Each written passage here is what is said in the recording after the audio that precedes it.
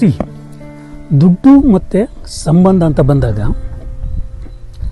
ಯಾವಾಗಲೂ ಸಂಬಂಧಕ್ಕೆ ಬೆಲೆ ಕೊಡಿ, ಗೆಳೆತನಕ್ಕೆ ಬೆಲೆ ಕೊಡಿ. ಸಿ ದುಡ್ಡು ಇವತ್ತಿರುತ್ತೆ, ನಾಳೆ ಹೋಗುತ್ತೆ. ದುಡ್ಡು ಯಾರು ಬೇಕಾದ್ರೂ ಗಳಿಸ್ಬೋದು. ಸಂಬಂಧ ಒಂದು ಸಲ ಕಳ್ಕೊಂಡ್ರೆ ಮತ್ತೆ ಸಿಗಲ್ಲ.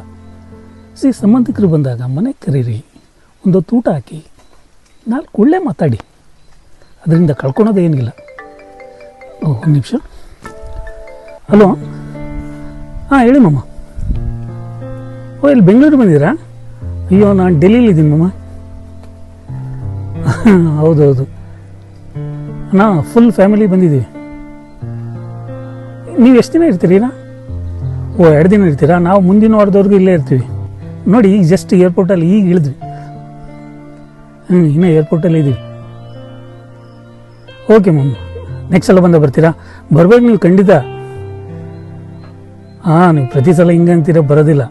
ಇನ್ನೊಂದ್ಸಲ ಬಂದಿಲ್ಲ ಅಂದ್ರೆ ನಿಮ್ಮ ಜೊತೆ ಮಾತಾಡಲ್ಲ ನಾನು. Okay ma'am. ನಾನು ಹೇಳೋದೇನೆಂದರೆ, ಸಂಬಂಧಗಳು ತುಂಬ ಇಂಪಾರ್ಟೆಂಟ್ ಲೈಫಲ್ಲಿ. ಸೊ ಅದಕ್ಕೆ ಯಾರೇ ಇರಲಿ ಸಂಬಂಧಕ್ಕೆ ಬೆಲೆ ಕೊಡಿ.